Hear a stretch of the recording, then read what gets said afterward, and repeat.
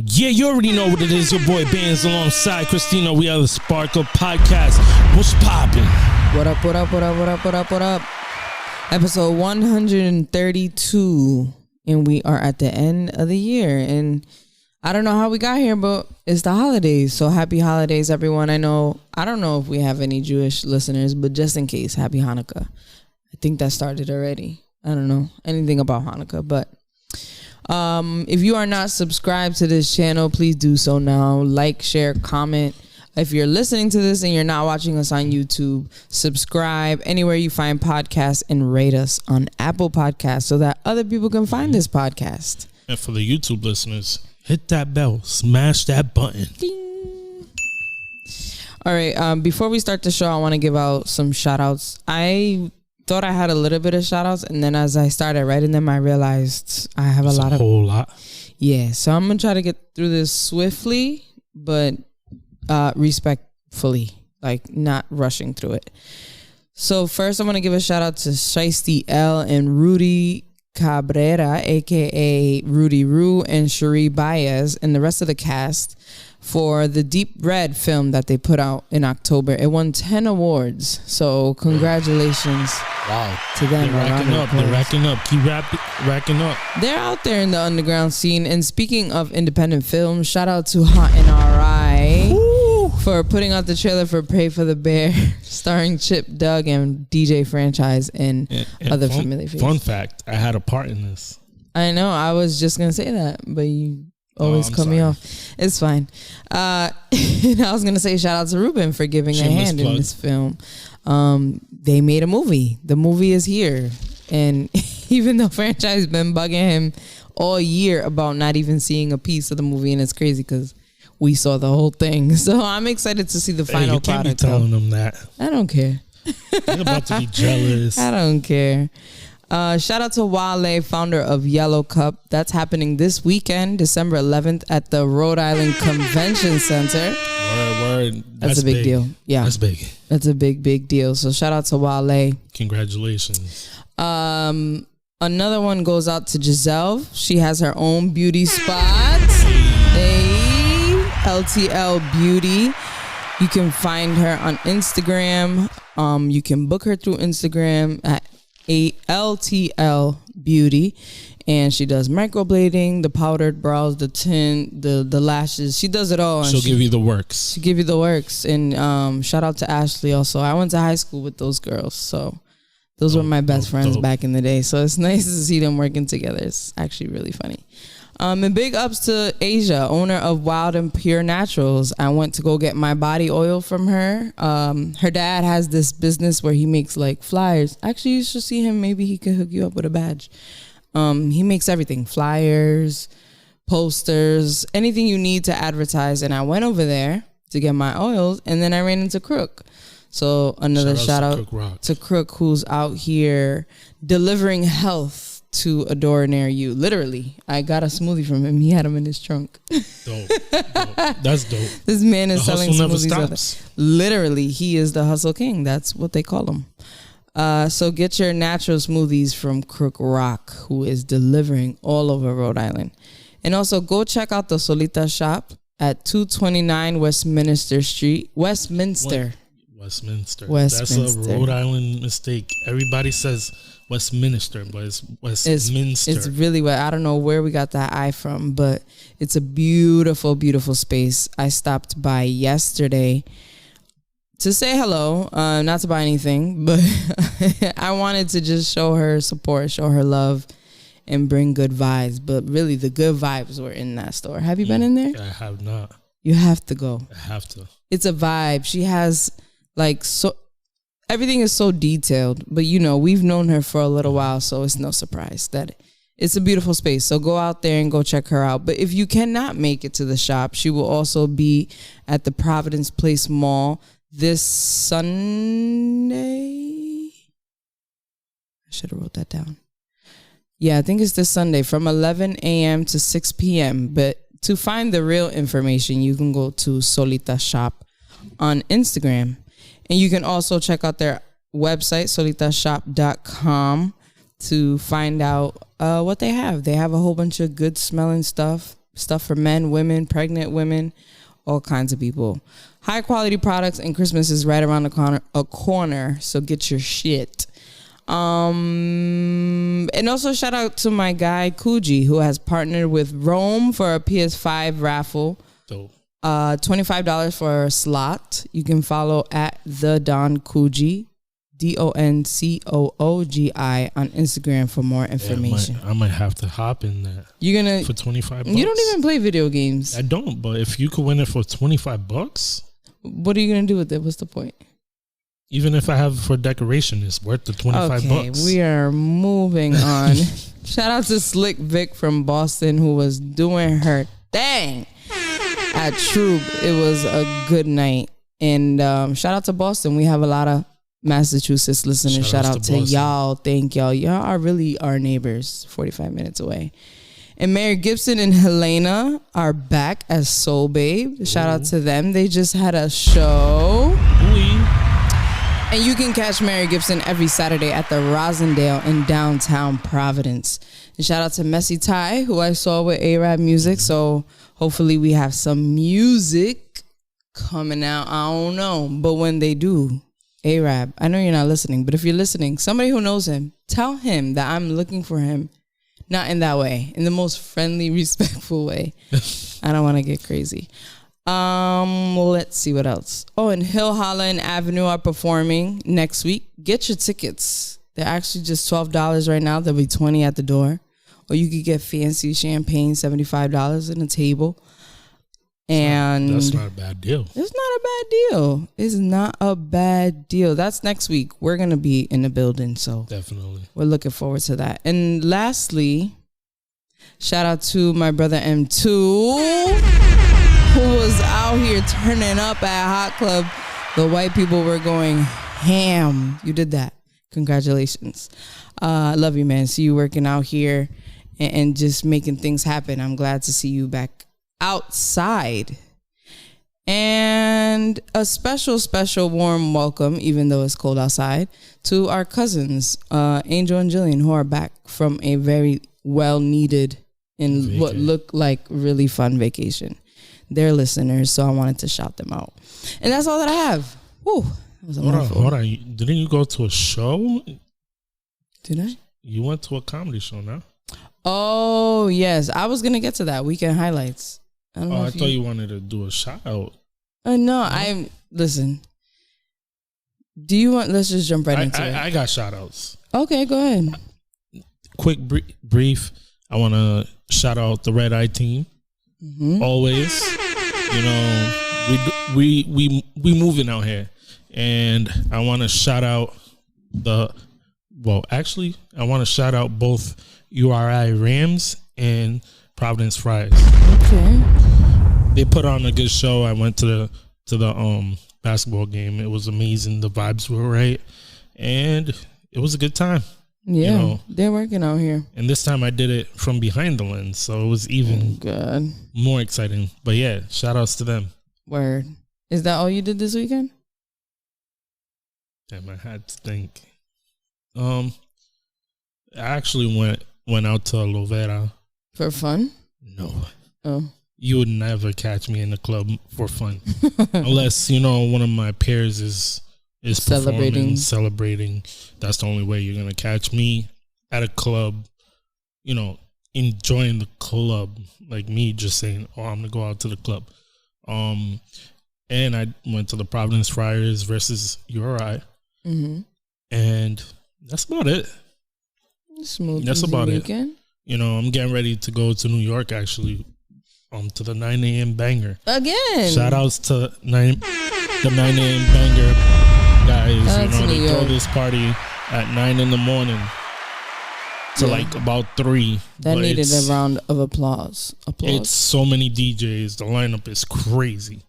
So I'm when excited. Is that, this weekend? This Saturday. Nice. See if I can make it back to Yellow Cup in time. You're going to come back the same day? Yeah. Damn. That's a lot of driving.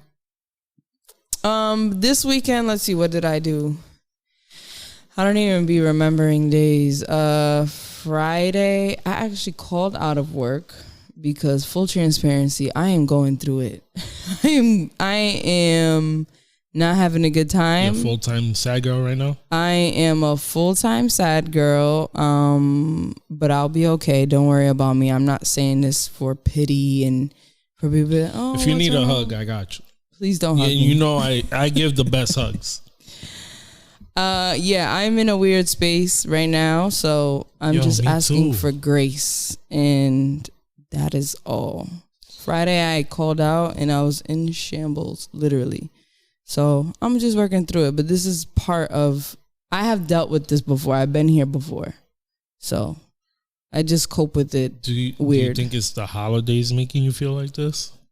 It's a combination of a whole bunch of things, but the holidays does add pressure. It adds pressure to like look good, feel good, be happy, get people gifts. And, you know, when you're not doing your best financially, that's a burden. Because you want to do, like, I like to give. I'm very generous, but I can't. But that's not, I mean, that's part of it, but that's not most of it. It's just a lot of personal things. But Saturday was a very good day. See, that's the weird thing about, like, depression and anxiety. It's mood swings. It's like you're happy, sad, happy, sad. Lows, yes. Highs and lows. When it's high, it's high. When it's low, it's like super low. You're like Eeyore. But I shared on my Instagram that I was working on getting an interview with Sam J. Mm-hmm. Shout out to Sam J, by the way. I wish you were there. She's brilliant. She gives me like Dave Chappelle. I don't want to compare it to anybody, but if I had to, it would be Dave Chappelle. Like, it's very woke humor, but like making mad people feel uncomfortable. So I was DMing, I tweeted her in June, actually, and she reached back out. I don't know how the hell she even thought of me. So I was like amped. I got ready. I had my cue cards lit. She was like, DM me and we can talk. You can swing through. And I was like, okay, cool, word. So I DM'd her right away. And then she was like, well, how long is it going to take to set up? And I'm like, all I need is 20 minutes, maybe even less. I made sure I wrote only like 4 or 5 questions to just nip it in the bud. And she left me on red. And I took it personal, as I do many things. But when I got there, I went by myself because I was ready for the interview. And I wasn't not going to go anyway because I'm a fan. And when I get there, they made me sit in a table full of whites. And I say this with all due respect. Y'all are white, right? What else do we call them? Caucasians? That feels racist. Is that racist? I don't know. It doesn't sound good. It just sounds weird. Sounds like, ugh. I don't know. It's weird. Anyway. It sounds like, I'll hold my thoughts. Okay. So I sat down in a table full of whites and one Asian lady who was very nice. She introduced herself to me. We spoke. She's a regular at the Comedy Connection. And I hit up Derek Fonseca. Shout out to Derek Fonseca, who's a comedian. And I asked him if he had any strings to pull over there. He was like, I'm not there tonight. I don't know who's hosting. So I would just say, show up and just ask her. And all I can hear is ruckus. You can't be scared. You got to be out there. You got to ask. You got to take opportunity. Balls to the wall. And I was like, damn, why did ruckus instill this in my head? But, you know, I love him for that. So I did. And I was like, as soon as I see her, I'm going up to her. It's going to happen. Like, it's going to catapult me to the next level. Because this is a small flex. I DM'd B-Dot one day and I asked him what I need to do. He said, make a name for yourself. So that's all I keep thinking about. So I'm like, okay, I'm about to make a name for myself. I am going to interview an Emmy-nominated comedian who has her own show on HBO and writes for SNL. Like, that's crazy. So you pulled up your big girl pants. So I put my big girl pants, took a shot before I left the house, got there, sat in the table full of whites. You got to tell me how you took this shot because that's very important. I did this. And did you shake your head? Because if you shook your head, you mean crack business. my neck. No.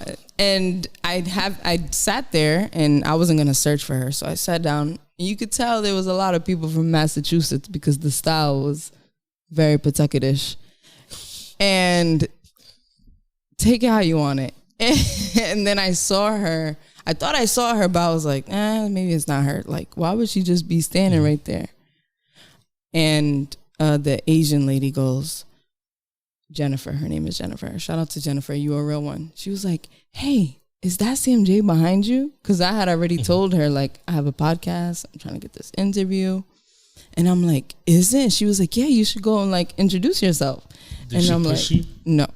Why would she put her hands on me? Come on. Go. And I was you like, this girl. You know what? You're right. I'm going to go say hi. It's a perfect opportunity. I went up to her like a regular person. Did you crack your knuckles before you went up? No. So that could have been bad. That could have been bad body language too. Yeah, no. Like, damn, I'm gonna get this. So I went up to her and I was like, hey, CMJ, it's me, Christina Sev. I DM'd you on Twitter. And I could see in her eyes that she was like either drunk or really high or both. Like she was like, she dapped me up and she was like, yeah, nice to meet you. It's not happening. And I was like, no, it's cool. So whatever, I'm here to enjoy the show anyway. But inside you got the altar hands. You got the altar hands ready. No, I didn't want to put hands on her at all. I admire her. But like her spirit felt heavy. And I was like, damn, she heavy in what sense though? Like she's going through something. Like she's sad or depressed or anxious. Something is happening, I can tell. And then I was like, I felt kind of awkward. I didn't know how to like exit. And then I was just like standing. No, I was just like, it's cool. And then she was like, yeah, so I'm trying to talk to my baby cousin if you don't mind. And I was like, no, yeah, you're good. Nice to meet you. Just walked away. I was like, fuck. Did you put your head down like a kid when you tell them no? No, you know what? And you do that. I took it personal, but then when I saw her, first of all, the two comedians that opened up for her were hilarious. I forgot their name. One was from somewhere in New England. His name is Trent. And then the other one was this white boy from Atlanta. Funny as hell. And they had all the jokes about white people. And they're like, laughing at themselves, foolish. And when they were done and they were going to call her, she was standing there on her phone. But she didn't look happy to be there. And then she got on stage and she was like, look, I'm going to be real with y'all. I'm not in the mood. I don't want to be here. I'm going through a lot, but we're here. Did you stand up and say, I'm going through it too, girl? No, I felt bad for taking it personal. I was like, damn, I love her and I see her as who she is, but she's still human. Like her family pulled up, you know what I'm saying? Like she's just regular. And then she spoke about her grandmother dying. And everybody was like, oh, she was like, shut up. I'm not sad. She's old. She's fucking old. I'm like, her jokes are very like deep and cynical kind of. Comedy has an element of pain. There's a lot of, not pain in her thing, but like frustration. She went on to talk about like, she's like, the theme of the stand-up was, I've been thinking about what freedom looks like for black people. Throughout the whole thing, she kept saying that, like, after all her bits. And I was like, damn, this is deep. And then as the story went on and as her stand-up went on, the room got more and more silent. And let me tell you something. When she was talking about white people, I was laughing my head off. You was the awkward person in the crowd. You was the Buddy Love. Yes. Wow. I was like looking at all the white people heated. Did you point? No. But I was like, facts. Like I was like, yo. The white women in the back was like, fuck her. Fuck her. Yeah. It was incredible. Like her jokes were funny. They were like wild. She talked about trans people. She talked about Lil Nas X. She talked about white men and how disgusting they are. She went in. Like, it was incredible. Shout out to Sam J. I have no bad blood. She told me that it's gonna happen, but just not then. So I don't know what that means. So you guys talked after the show? No. She said it's gonna happen, but not tonight. Okay. I like that answer. I don't, because she don't live here. I think she lives in New York. It's only a 3-hour drive. She's not gonna remember me next time and be like, "Hey, you want to get that interview in?" You never know. I doubt it. I'm scared of her. She's the type to say, "Fuck you." You know, there was a heckler in the crowd, right? Really? And he kept like going against her, and she was like, "Yo, please don't talk through my stand-up. Please, can you please respect that? Mm-hmm. I'm not in a mood. I'm high as shit and I can hear everything." And I'm like, ooh. We were laughing, but other people were like uncomfortable. And then she was talking about white people. Oh my gosh. She had this one joke about how white people don't have rhythm. And she was talking about being on shrooms. And she was mad. She was like, "White people, the fact that you let us take crack and kept shrooms from us, y'all are pieces of shit. Because you think had we had mushrooms, we'd be doing crack? Shrooms are amazing." And then she went on to talk about going on a trip. And then she said she was at this wedding on shrooms watching white people dance for an hour and a half off beat. That must have been trippy. That must have been trippy. She was like, "Yo, these motherfuckers are crazy. They don't give a shit about nothing. They just dance and do whatever." And she was like, and then she stopped and she was like, "Because lately I've been thinking about what does freedom look like for niggas." And then she was like, "When I'm on shrooms, I'm like extra woke. So instead of being mad that they were off beat, I was actually kind of jealous." She was like, "Imagine being so free that you don't even care about being on beat." She was like, "Black people are slaves to the rhythm." And I was like, it's so fucking true. They don't care about being on rhythm. They just dance. They just do whatever the fuck they want. The video of the 3 white women in the gym doing the... No. It's hilarious. Why are your algorithms like this? I don't think white people come up in my explore page at all. I do be watching. It says a lot TikTok about what you watch. I'm on to you. What do I watch? I don't know if 3 white women are coming up in the gym. It was a viral clip. Oh, okay. But that's all that I have. One thing I did learn this weekend is sometimes you got to step out your box, and we it's so cliche, but it's so real. Like, just go for it. Yeah, just go for it. What's the worst you can hear? Is a no. Is a no, but a no hurts. But it's not the only no. But basically, if you throw shit at the wall so much times, you're gonna get a yes eventually. That metaphor was terrible. You know what I'm trying to say. I'm just trying to say that if you keep asking people, someone's gonna turn around and say, "You know what? Sure." Of course, yeah, but not everyone has that confidence. But if I took anything from this weekend, is take advantage of your Saturday night if you have a sitter. Because after the Comedy Connection, I went to Troop and Hot Club. Haven't done that in a long time. Party hopping. I was outside. And no, but for real, what I really learned was to give people grace. Because I could have easily been like, "Fuck her. Fuck that interview. She's fucking rude. Why would she say that?" And your energy could have been off for the whole show, and then I would not enjoyed it. And so I was like, well, she's going through something. It's none of my business. And just because she shares her work with the world doesn't mean she belongs to the world. Celebrities don't owe us anything. But when we're at a level like here and we're trying to kind of get there, we feel sometimes entitled. Like, you should be helping me with the opportunity. And it's like, she don't owe me shit. Facts. She didn't owe me that interview. Even if she did say, "Yeah, I want to do it." But, it is what it is. And I hope that I bump into her again. And I'm going to say hi. And maybe this time we just hang out, not an interview.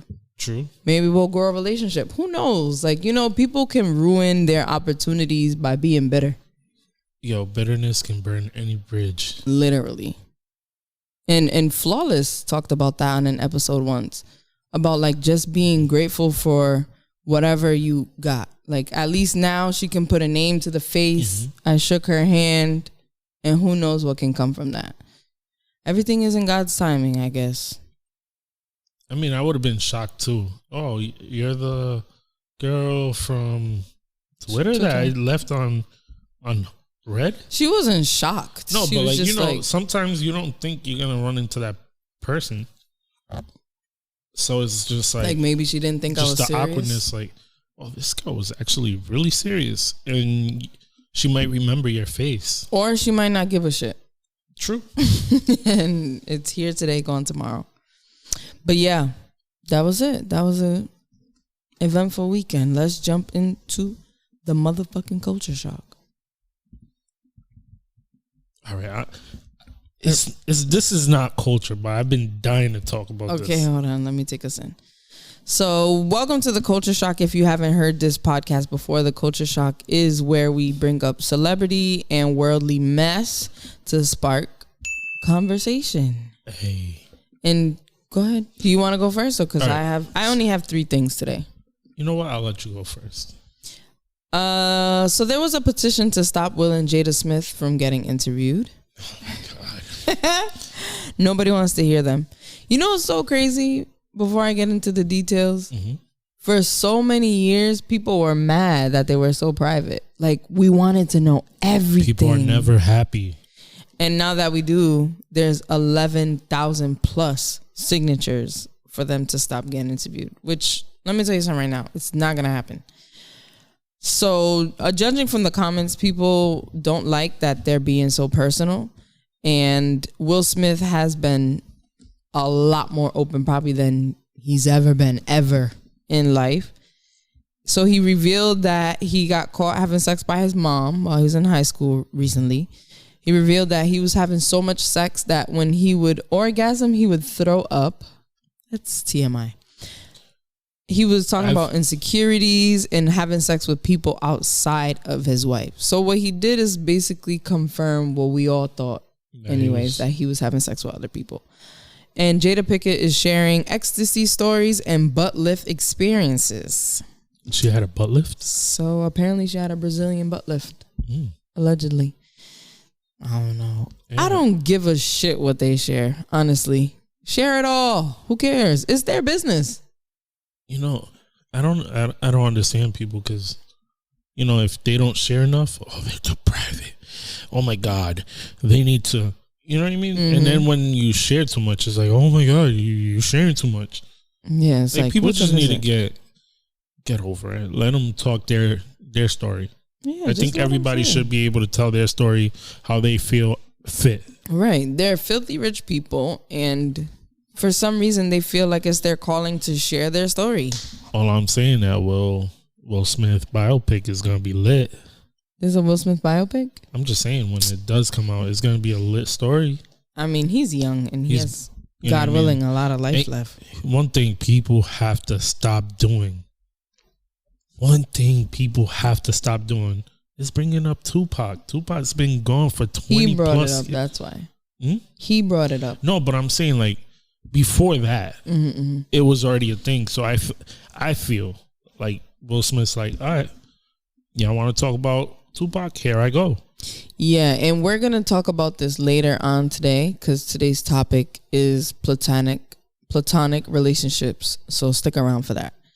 But yeah, that shit's old. It's like, people like old news. Just scroll by it. Just ignore it. Like, if I ever messed with somebody in high school, I don't want you guys talking about all the damn time. Oh my God, remember when you used to date this Jennifer girl or Jessica or it's like, why do people Sabrina attach your exes whatever to you? You know what I mean? Like,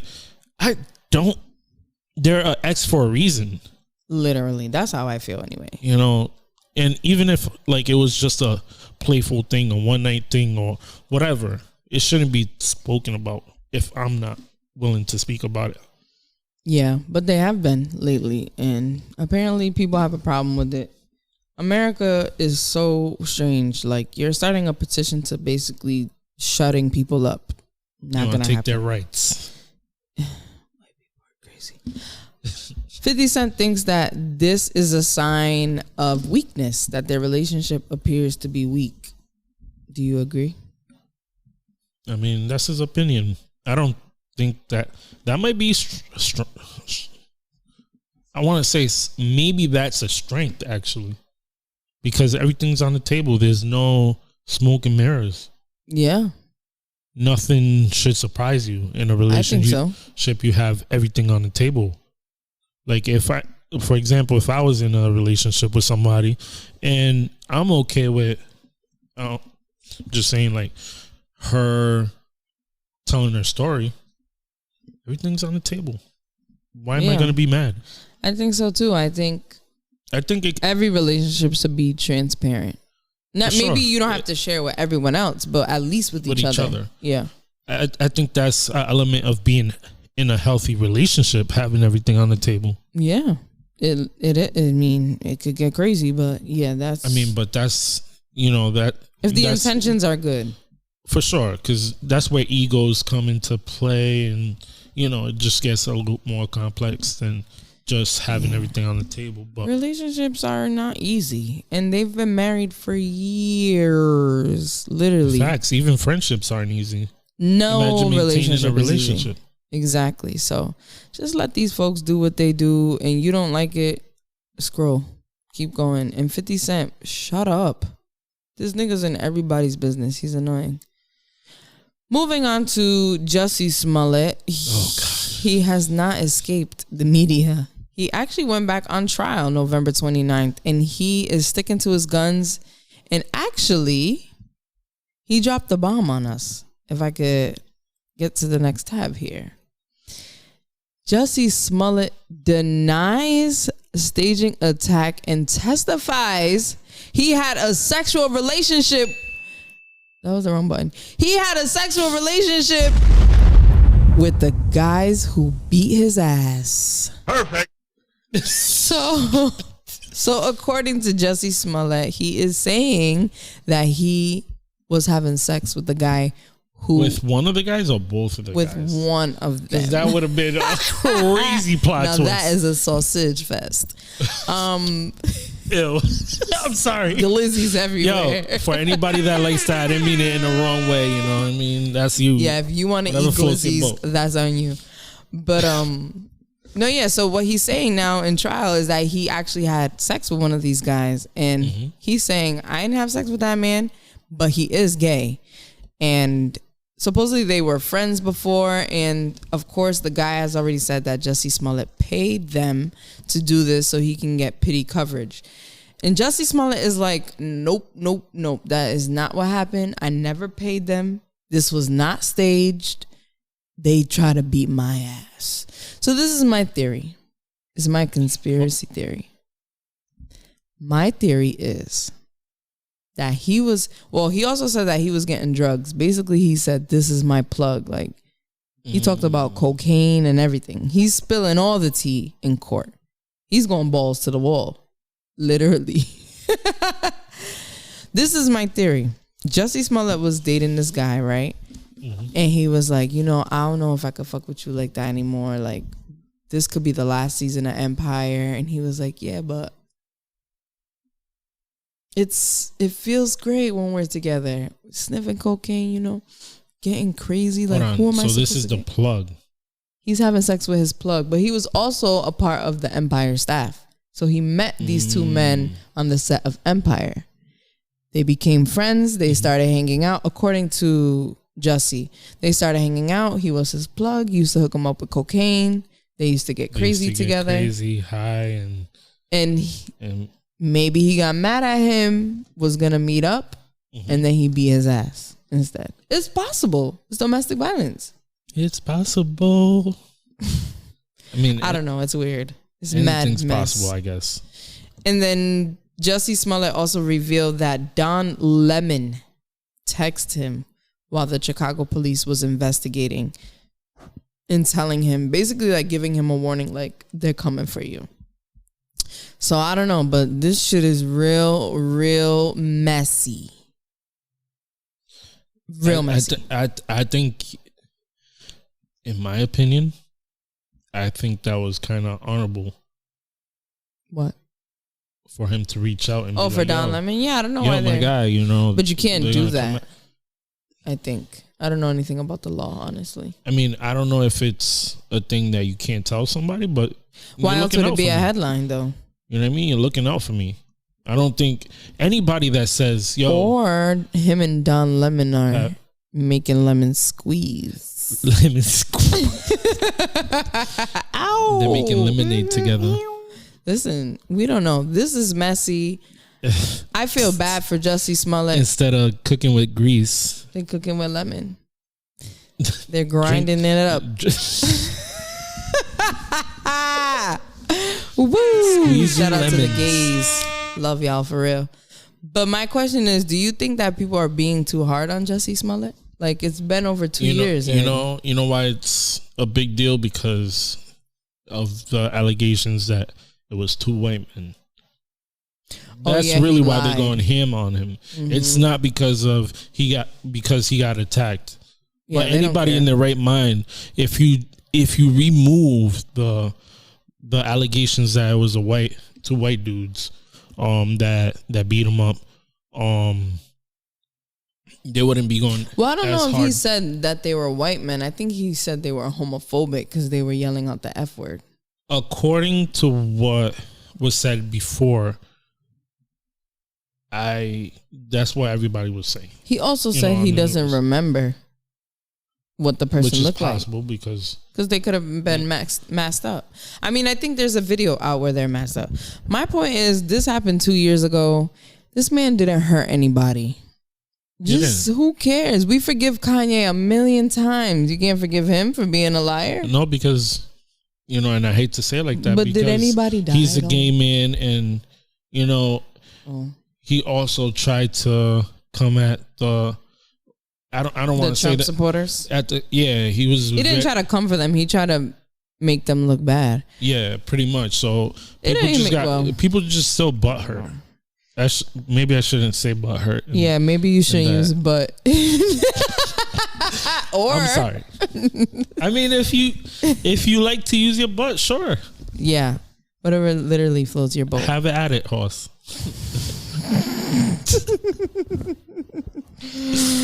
Okay. I don't know. I don't think that this should be like the way people are treating this man is like he killed somebody. It's overkill. Yeah, just let the guy go. Treat them people shooting up schools. Rittenhouse just got away with murder, self-defense. Like, it's okay. Nobody died. Nobody got hurt. He lied a little. I don't see, and I don't see the news media going hard on the kid that, sorry to say, the boy that shot up his classmates. That was crazy. Which is crazy that this Jussie Smollett thing is, and mind you, a way bigger story than a kid that went into a school. Well, I wouldn't say way bigger story, but it is a story. According to, the numbers and how much coverage this is getting, it's like, come on, guys. Like, it's too much. And stop covering it. Like, why do we even care to follow this? I'm trying to see what I'm looking like. Why do we even care to continue to follow this trial? Let this man go, release the charges, throw out the case. It's dumb. People are obsessed with these things. It's really ridiculous. Like, literally, they're telling us everything step by step. But prayers out to Jussie Smollett. I liked him. I like his music. I'm a fan of his artistry. So I want him back in these streets acting again. Taking a man's job away because he lied a little bit. Wasn't he in Mighty Ducks? Or one of them kids' movies? He did, he did film him and his sister. His sister is the girl that's in the movie on HBO, the show on HBO of the Black science show, science fiction. The one that they canceled and everybody was mad about it. I know somebody's listening right now, like yelling out the name of the show. It's called... Anyways. Moving on to this meme that went viral this past weekend on Facebook, or last week after we recorded. And it was a meme of a little boy getting a kitchen toy, or there was this conversation going around like not getting your son a kitchen toy. I think we had some conversation like this about kitchen toys, but Continue. Maybe. And now there's also pictures going viral of little boys holding a baby doll and their face on the baby doll, like the cardboard thing. And the argument is you can't get that for boys because that's a girl toy. But then I start to think, so men shouldn't be in the kitchen? Like, it's really sexist the way everything is structured. It's like from their youth, we're teaching them how to let me break it down not for you. be. We are programming Yes. children to become parents in a working environment. And some people will say, well, just because my son's not playing with kitchen toys doesn't mean I'm not going to teach him how to cook. And that's fine. What if your son wants to be a chef? I was just about to say that. What if he genuinely really wants this toy because he believes he's a chef? You should be encouraging that. I feel like. You know, the thing is, so there's two sides of the coin. But I don't want to get too deep into it. Basically, we are programmed since a child to either to pick a side. Basically. Girls will have kitchen sets, the easy bake ovens, the fake microwaves For slaves. What kind of toys are that? Are those? I mean, you're teaching her how to be a wife, or someone who takes care of the house. You feed the baby. You're teaching her to be a baby mama. And then the dad is always non-existent. Nice cars. Oh, you know, you got a Corvette. Yeah, the values are different. Although, you know, on the same token, you have tools, which is a cool part. No. And blocks and stuff. You're showing the kids how to build. It's programming. I mean, yes. We fall into this. That will never evolve to a different thing. It'll just keep carrying on with something new. Yeah, if we don't break the habits. For example, gigapets are coming back out. You know, now they're extra high tech. Now the kids are. They always came out. You know, they just keep trying to re-release it. It's not working. It's actually working this time. Maybe. I've seen a lot of kids with gigapets. And I was How many like, wow. kids do you see on the daily that you've seen them? I don't see a lot of kids on the daily, but I have been, like, you know, if I go to I was in the mall not too long ago, and I seen about like 4 kids with gigapets. Really? Yeah. So I was like, oh, wow, they're coming back. Okay, you're derailing us. And somebody else's kid was saying, I want a gigapet. Mm-hmm. I was like, oh, shit. What does this have to do with gender roles and baby toys? Certain toys are programming you to be a parent. No. To be a worker. To be a parent. No. We're thinking about this too deep. The problem is not that the toys are programming kids to be a certain type of way. They can, but that's not the problem. The problem here is that you are telling a little boy that his interest is not valid because it's not for him, it's for girls. That's the problem. The problem is not he's going to be a macho man because he's building blocks. Like, no, that's not it. The thing is, let kids be kids. Let them explore. You're absolutely right. Let them expand. They want to play with a baby doll. Who cares if he wants to play? I have a girl, so it's probably easier for girls. But but you're also not a man that's homophobic. No, I'm not. But I'm also not the girliest of girly girls. Which is true. But me and my daughter already have contrast interests. I already know she's going to be a girly girl. Where does she get it from? Who knows? I don't know. But that's just what she likes. But if she asked for a truck, I'm not going to say, no, you can't get that. That's for boys. Like, that's dumb.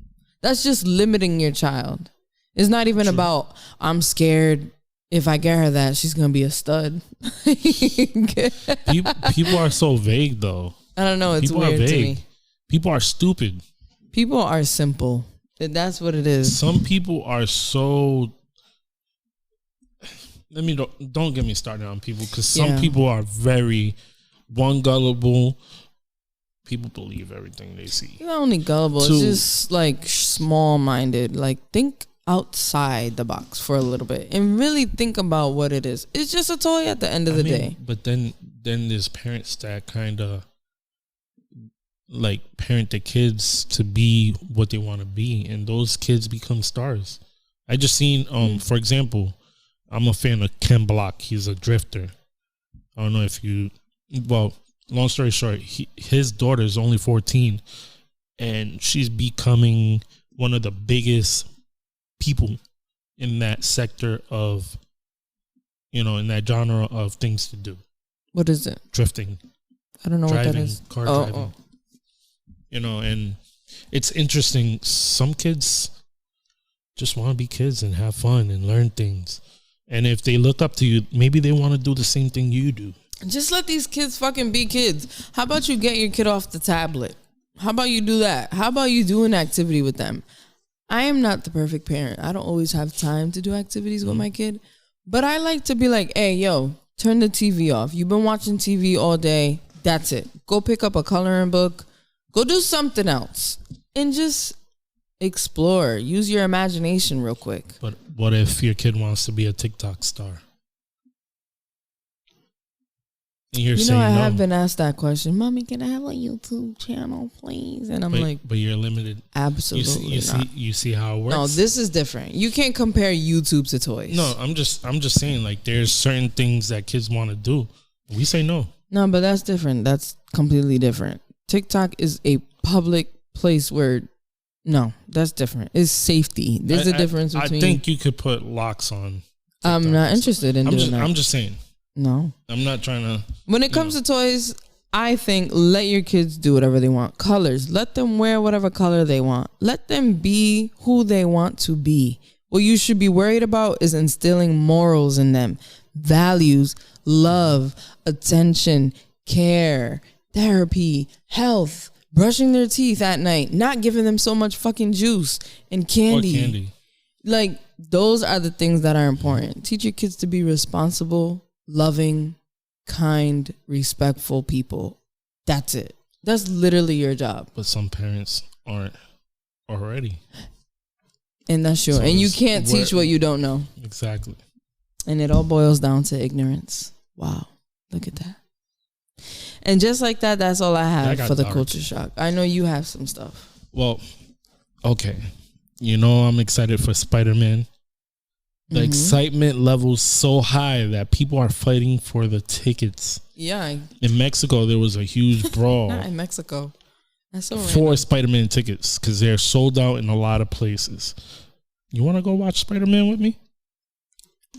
Yeah, I could do that. Okay, we there. We in there. When is that? We outside. Next Thursday. Not outside at the theaters. Can we do it early? Oh, no, it has to be at night. 6:45. Sheesh. Which movie theater are you trying to go to? IMAX. You cannot watch. I can't do it. My eyes hurt. Damn. It literally hurts my eyes right here. I don't know why. It could be because I have a visual... Stigma. What is that? Astigmatism? Yeah. Mm-hmm.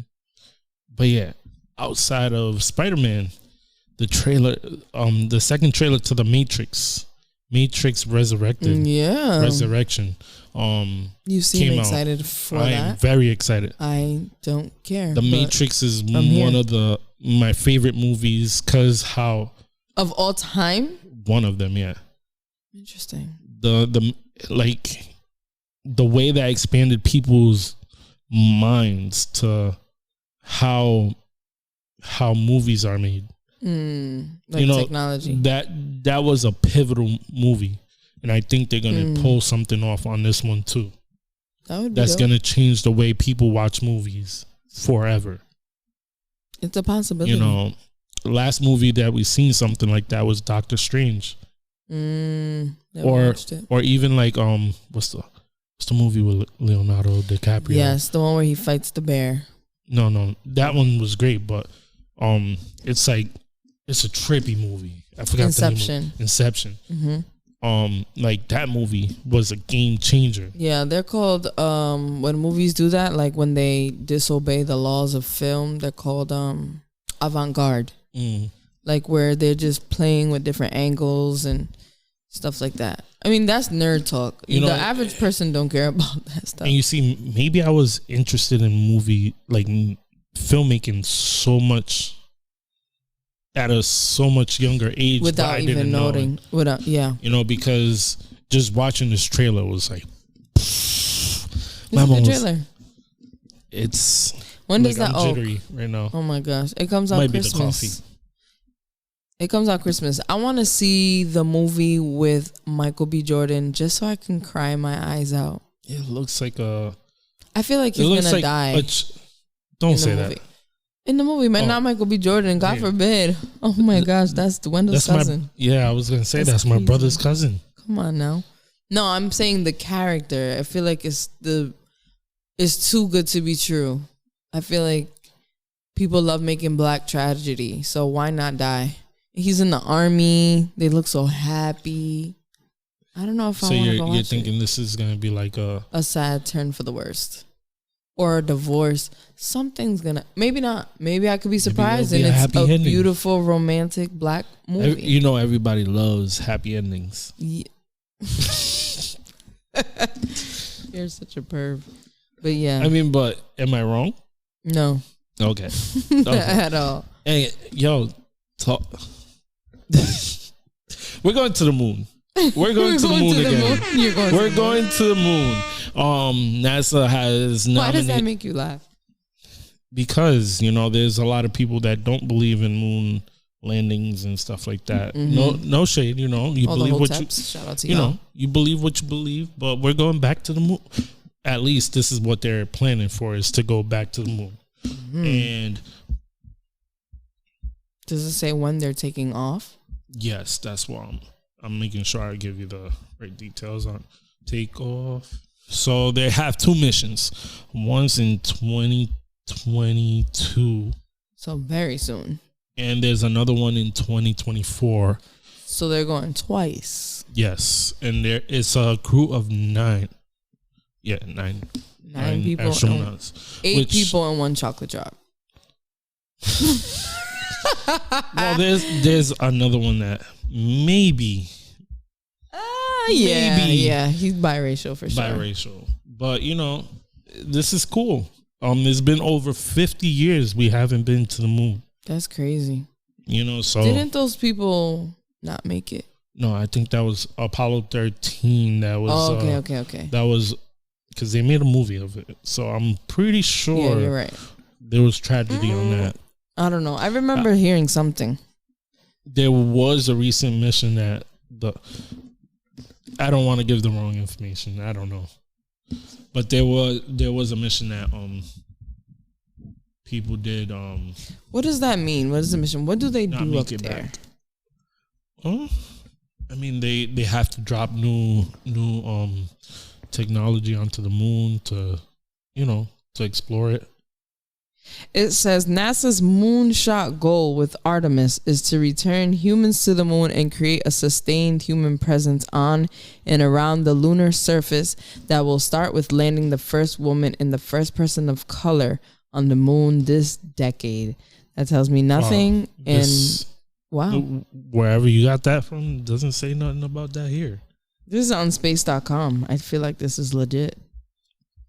Well, anyway, we're going to the moon. That's all we know. We're going to the moon. Prayers up. Baby, have fun. Are you excited for moon? Absolutely never. This stuff does not excite me. I'm not excited, but I would like to know what's on the moon. You would go to the moon? Hell no. Oh, okay. Hell no. Leave that to Jeff Bezos. He wants to go out of space. Wasn't he on the moon? I'm good where I am. I'm good where I am. Yeah, I like it. I don't like it here, but I like it here. No, I love it here. Yeah. That's a good time. Congratulations, NASA, I guess.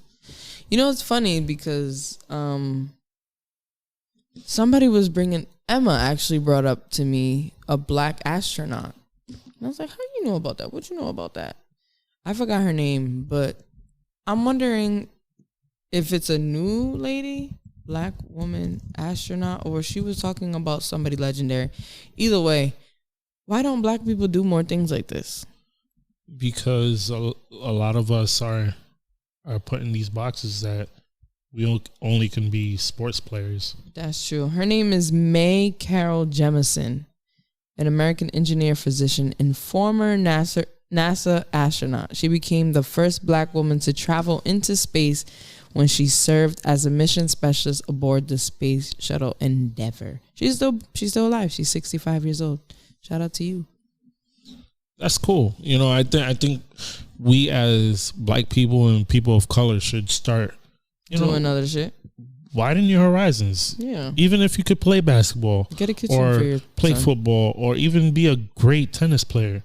You know, maybe. But what if you're good at playing football, but you're not meant to be a football player? Yeah, you're meant to be a coach. Exactly. We need those people there. You know, everybody plays a part. Yeah, everybody has a role. It's just learning that.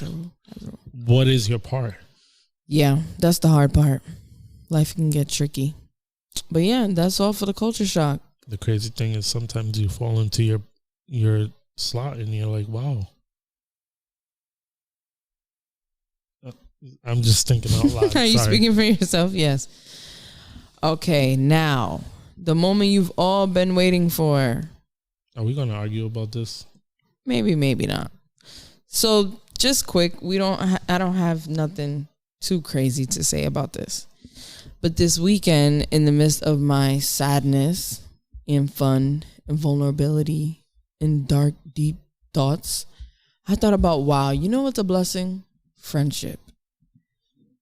I was thinking about how many times we pass up the opportunity of being someone's friend because we think that because we're attracted to them, we have to pursue them in a romantic relationship instead of a platonic one. Because I have a friend who asked me out on a date and I said no, because not only am I not interested in men, but I'm in a relationship. And he was like, all right, cool. Instead of being like bitter about it, we actually became really good friends after that. And now we're friends to this day. And I can hit him up and talk about whatever, talk about life. And I thought, wow, it's mad important to have friends that, like if you're heterosexual, to have a friend of the opposite sex. For sure. We should be embracing people. This is why when I see my niggas in public, even the niggas that I'm not so close to, like Brandon or who else do I give love to? Why can't I think anybody past Brandon? That's problematic. Shout out to Brandon though. But like when I see Brandon, I'm like, Brandy, like I just love on him because I think it's important to love on men, but like teach them boundaries. Because I think men don't know how to be friends with women. I think that they think, oh, because she's cute, I gotta have sex with her. How about just be friends? And if it goes to that, then lucky for you. I mean, if I gotta say it like this, if the female friend is attractive, there is something there that, if it happened. Yeah, but just because you're attracted to her doesn't mean you have to pursue her is what I'm saying. That's what I was going to just say. Like, however, you don't need even if you're attracted to someone, sometimes you could fall back. Yeah. And actually sometimes when you get to know the person, if it gets to that point, it might be a better situation. It exactly so. And I was going to bring up Mike M2, who we've solidified our best friendship. He's my best friend. Shout out to you, best friend. But he called me Sunday morning, and it was just so nice to hear a man's voice without the pressure of, oh, this nigga wants me to come over, or this nigga wants to fuck, or he wants to take me out. Like, there's no pressure. We're just two people that like each other, but not in that way. We respect each other as individuals. I could tell him my problems, and hearing a man's voice validate you, respect you, and like love on you, that makes me feel good. Like, having a positive experience with men is so rare. So when you do get it, it's like, wow, this is pretty amazing. I want to ask the listeners something. Could you have an attractive friend and still be friends? Be honest. Put it in the comments. I can. I can have friends I am maybe not that I think are very pretty, but I'm not like, ooh. Okay, that's fair. It's just they're hot. Okay, and what? That doesn't mean that they're my person to be hot with. But is that a self-awareness thing? Like, I respect this person type of thing? Like, you know, what is it that keeps that hot friend from being a hot meal? It's respect. It's respect. You respect them and you value the friendship. You value the friendship over anything. And when you value friendship, anything can come from that, romantic or not. You know, you can, who knows what this relationship can do for you, for your soul, for your healing, for your life. I think that friends can catapult you mentally to a place you may have not if you were romantic with them. Facts. Yeah, it's deep stuff. You know, but both men and women do this. We just do it differently. Absolutely. Like, women would, for example, sometimes, like, you know, even like girls, I'll see a video or something, or try to to spark a conversation with some women, and you know, it feels like, you know when you're getting pushed away. Like they're trying to friend zone you. You know what I mean? Like, who you friend zoning? I'm not even trying to be like, you know what I mean, in that space. Exactly. And then you know, it's a weird thing. Like, it is a weird thing, and I think that we should have these conversations with. When you feel that, you should bring it up to this person. Like, so I should start telling people like, yo, you think I'm trying to get in your pants? Yeah, just be upfront. Like, yo, I'm not on that time. I just really fuck with you. People don't like that. There's ways you can say it. I've told men like, hey, even before dealing with women, I've told them, hey man, I'm really not on that time. Like, if you want, we could be friends, but I don't want anything else. But then the bitterness comes out. Some men have been bitter, but some men have been good about it. And some have been awkward. Now they don't know how to say hi. They're like reaching. You know, you're doing the dance. The little Kim. You know when you bump into somebody and like you're trying to go the same path, and one person's like, and you go in the same direction for like 5 seconds. Yeah, that's what happens. But I think we need to embrace each other more. I've really been feeling like that. Like, there's people that I see that, you know, to me, I'm like one with the people. So when I see come out in the city, like, this is family to me, extended family. We're not close. We don't fuck with each other every day. But when I see you, it's love. And I need people to understand, like, niceness and kindness doesn't always mean I'm trying to fuck you. For sure. Yo, I hate that. It's like, calm down. Like, who are you? Yeah, like, damn. Like you think everyone is trying to fuck you? Like, yeah. No, let me break it to you. Not everybody does. But that's coming from men and women, not heterosexual, not knowing how to be friends, or even past that. But even sometimes same sex. Yeah, but that's what I'm saying. People who are interested in each other. I will be honest.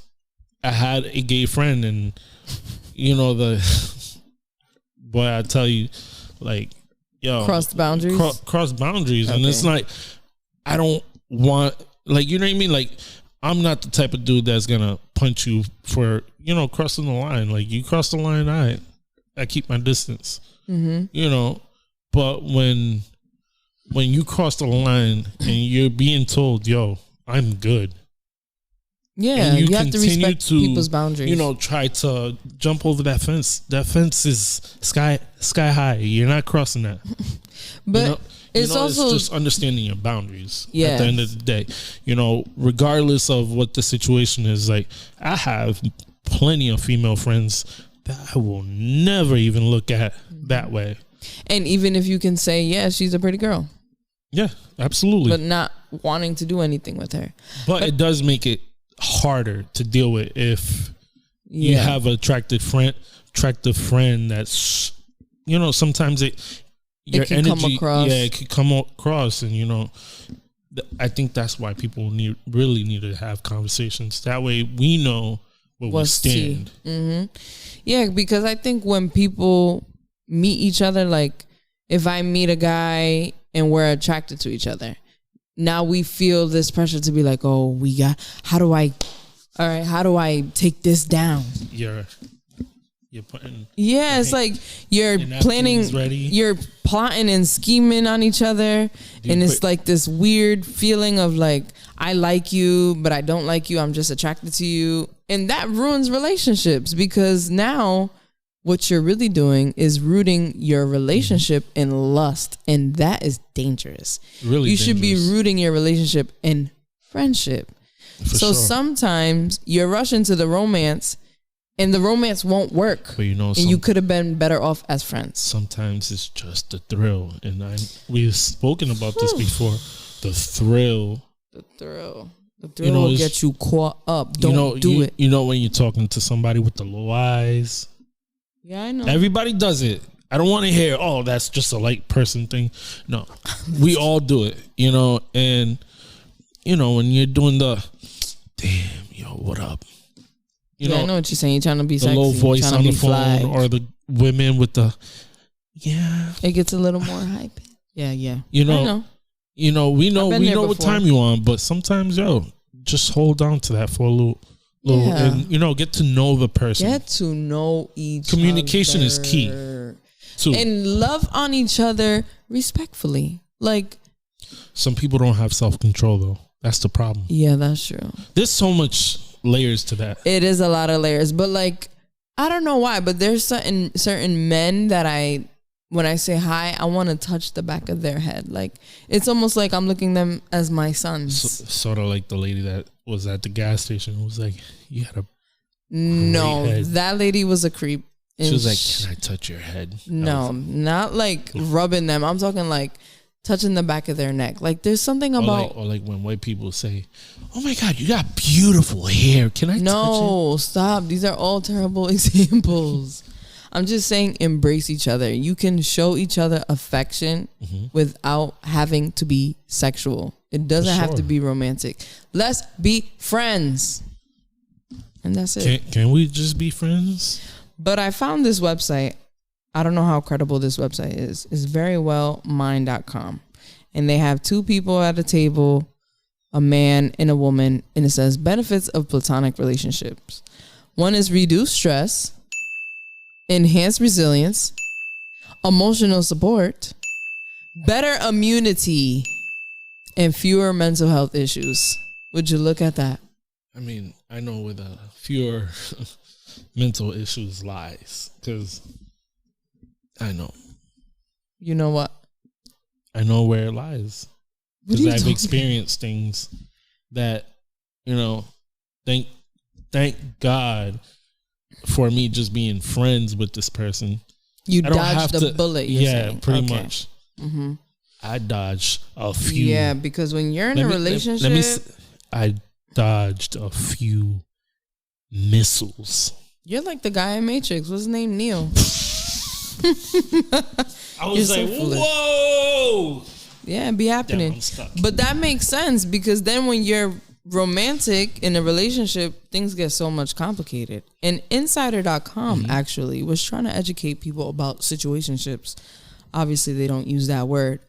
But it says a platonic relationship is one without romance, but is still loving, loyal, respectful, and honest. Platonic relationships can involve intimacy like sex as long as feelings of passion are absent. No. It sounds like a setup. Don't listen to this. But also, it's true. A risk of sexual platonic relationship is that one person falls in love but is not reciprocated. So they're saying, go ahead, have sex with your friend if you want to. You're going to be real mad when this person's not calling you back. Oof. They're basically saying that. And then it goes on to talk about the benefits of a platonic relationship, in that platonic relationships aren't only with strangers. They're also with your cousins, your sister, your brother, somebody to love on and not having sex with. And then it says, according to Emily Guarnota, I don't know if that's how you say it, a licensed clinical psychologist and founder of the Mindful Mommy, characteristics of platonic relationships include respect, love, admiration, loyalty, honesty, and bonding over shared interests and beliefs. And all those recipes, I can see how people confuse it with, this is my husband or this is my wife. He loves me. Because we've been pressured, you know, and I was just going to bring up, but you was reading the article, that as kids, we were friends. We had female friends, and it wasn't something that we was chasing because, oh, this person's attractive. No, it was like, oh no, you play basketball very well. I like you. You know what I mean? You're cool. Yeah, we are programmed. Society will program you to believe that if you're attracted to somebody, you're supposed to have sex with this, or this must be the one for me. You ever hear a girl say like, he's so fine, he has all these great qualities, he has a good job, he dresses nice, he smells good, he's so nice to me, he's respectful. And it's like, girl, he was just raised right. That doesn't mean that this man is your husband. Also, sometimes it could be that he's trying to get in your pants. Okay, and so still, it should be founded on a foundation. A friendship, at least. Yes, at least. And then if it gets to that point, hallelujah, amen, God bless. But if not, then why are we going in the door with sex? That's problematic. We're programmed to it. That's and I understand. I'm saying we need to do the unprogramming. That's my point of this conversation. The crazy thing is, as kids, we volunteered for it because we played mommy and daddy. Think about that. Those are disgusting games. But listen. But we played them and things got crazy. Listen, people. If you meet a man who's nice and has all the qualities of what you think is a husband or female, whoever, just get to know them first. Don't let your mind get caught up in the sexual energy of things. Because when you cross that line, there's no turning back. Once you're gone forever. And somebody is going to have something good. And somebody is going to want to have seconds. And then things will get crazy. And then 3 years later, you're like, wow, why are we in this toxic relationship? Well, it's because you started the relationship off sex. And it be happening every day. We've been setting ourselves up for heartbreak from the beginning of time. It's sick. Platonic relationships, people, get into it. We need to be doing that. Love on each other. Love on each other without having sex. But also, facts. If you want to have sex, also be on the same page at least. Don't be lying and say, no, I don't like you. Put everything on the table. Put it all on the table. If you like me, tell me you like me. Yes. Don't have me guessing or thinking that this is a platonic relationship. And, exactly. You know, here we are, one drunken night, and things happen. Drunken night. Okay. I mean, it happens. I'm not hear judging. These stories all the time. But it is true. You know, let's keep it 100 with people. I think that's another thing that's happened, is that people stop being honest with each other, you know, because you might think that I'm being a bad person. Sometimes Actually, you know what, too? It's harder for women. I was trying to close out the topic, but you seem to not be getting the signal here. But women make the mistake of... No, I'm sorry. Women have it harder because they don't want to be judged. I've had this experience. Women want, for lack of a better term, want to hoe, but they won't because they're afraid that you will then see them as a hoe. Also, I'm not using that word to call women hoes. That's not what I'm doing. I don't know a better way to say it. Like, right. If you want to just fucking go off, then just say that. Exactly. But it's harder for women because women are supposed to be respectful. You're supposed to hold it. You're supposed to be... You're not supposed to be the one. Maybe you should pick a part. And I'm not... I'm saying we got to change that. I'm not, singling anybody out, but maybe by being friends or, starting a relationship not based on sex, you're able to tell, okay, I can have sex with this person and it'll be cool. Yeah, you know them more. It'd be like, okay, this is the plan. We're going to have sex, but there's nothing there. Yeah. But this is just to get a nut off. Exactly. But men need to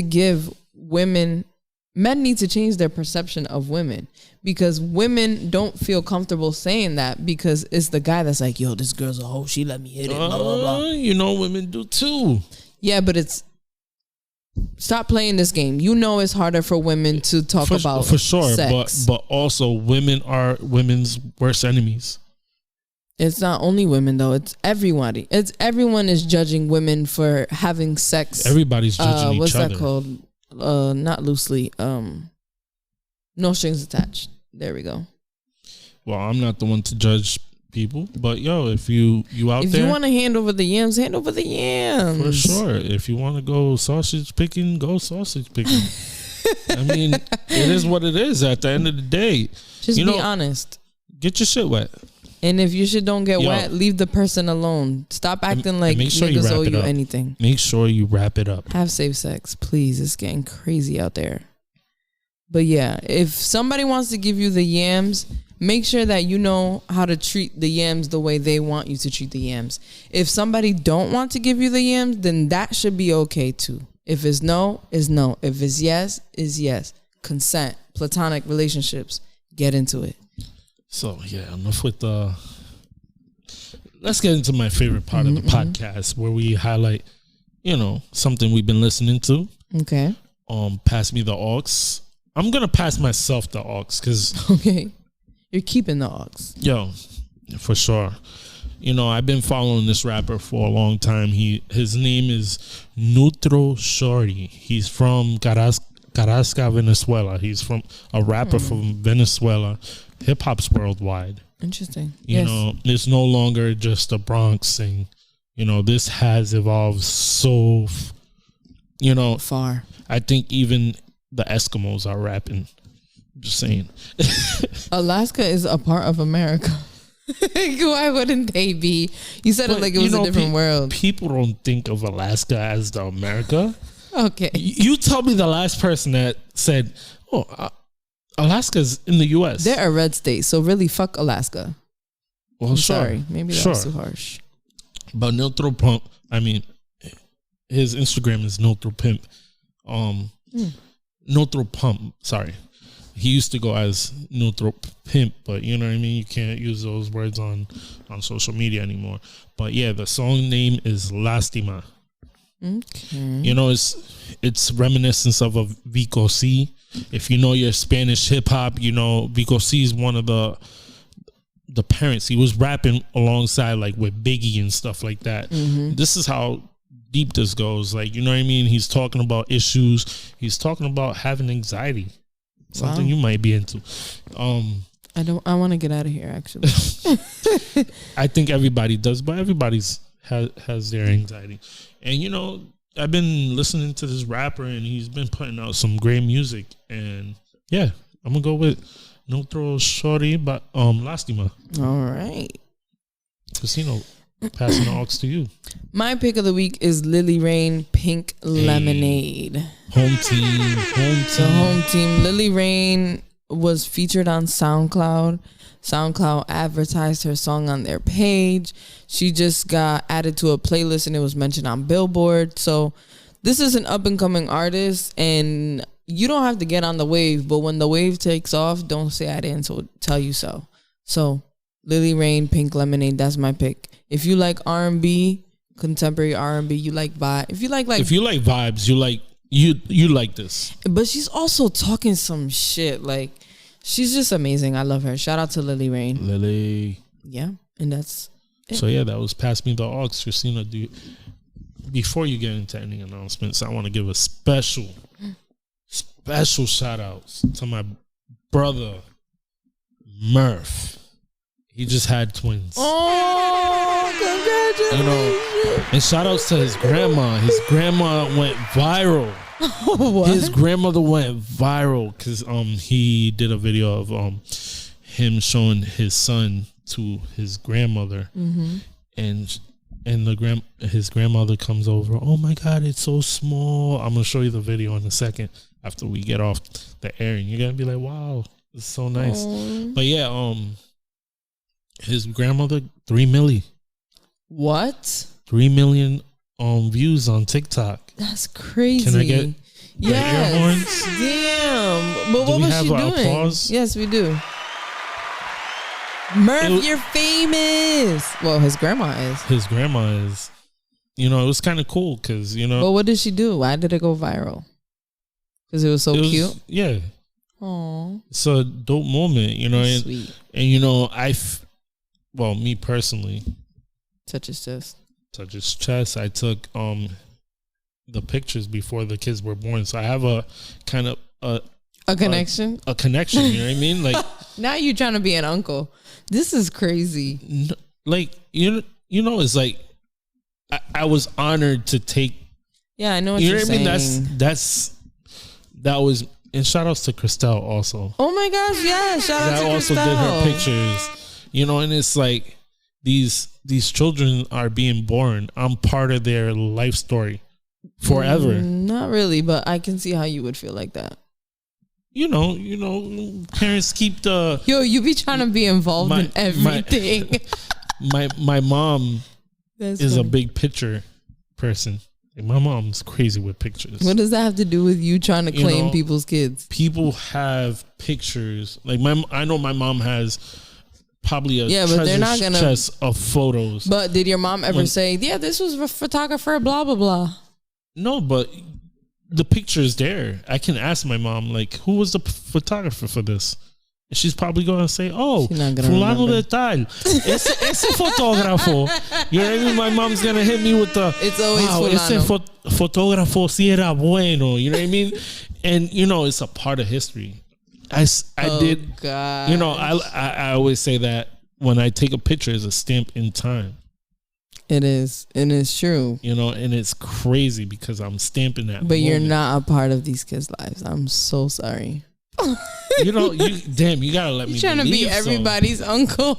Hey, Uncle Ruby. You get a baby. You get a baby. Uncle Ruby. Don't call me Ruby. Please. But yeah, shout out to Murph. Congratulations and welcome to the ride of no sleep. But everything is so worth it, trust me. Oh, I could just smell a newborn baby now. I've been having the illest twins, baby fever. I know. Double trouble. Good luck. You got this. There's 2 of y'all. Just work together. That's it. No matter what, just work together. These babies are yours, and they're here now. Just love on them. They'll be all right. So what you got for us? I just have some notes. First of all, I want to say happy holidays, and hang in there. We're almost there. I went to church on Sunday, actually, too, because I needed to go back to Father God so he could read me and tell me how I'm fucking up. With love, of course. And the theme was finish strong. So I feel like now I'm compelled to also share this message. Because I know a lot of times, like we talked about earlier, this time of the year is lonely for some people. People think about who they've lost, who's not here to celebrate. You know, we're still in the middle of a pandemic. People are still dying. So yeah, I just want to tell people to hang in there. And it's okay to be sad. It's okay to not be okay. It's okay to not afford that gift. It's okay to not show up at your tia's house if you don't want to go. Just do what's right for you.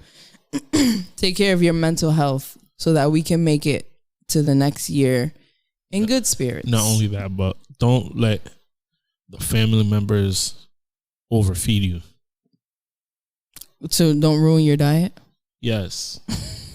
I'm talking about serious stuff. You're talking about the diet here. That's very important. That's also tied to your mental state. I guess. You know, because, you know, we always go into the new year. Yeah, no, this is my year. I'm going to lose all this weight. And we don't do shit. 2022 you know is my year. You know, you should treat your December as a pregame to the new year. If you're gonna start off now. Yeah, don't wait for the. Don't wait for that. Mm-hmm. You know what I mean? And don't start fucking up from the jump.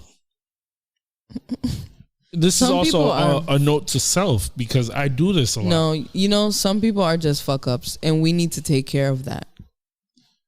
Like, recognize it in yourself. How do you recognize it though? You say it out loud. I've said it out loud in this past few. People ain't hey, ready. Looked at myself in the mirror and said, "You're fucking up. Hey, you fucked up. Shit's fucked up right now." You know, I have been doing this exercise. I seen You tell yourself it's fucked up? No, like it's just me. Like, I seen an interview, I don't know the lady's name, on the Breakfast Club, and she was talking to talk to yourself in the mirror. Yeah, it sounds and weird, ask but yourself, sometimes are it you works. the person you want to see in this mirror? Oof. Or the person that you're looking at in this mirror, are you that person? That's deep. We're not trying to get deep. You know, we gotta end this.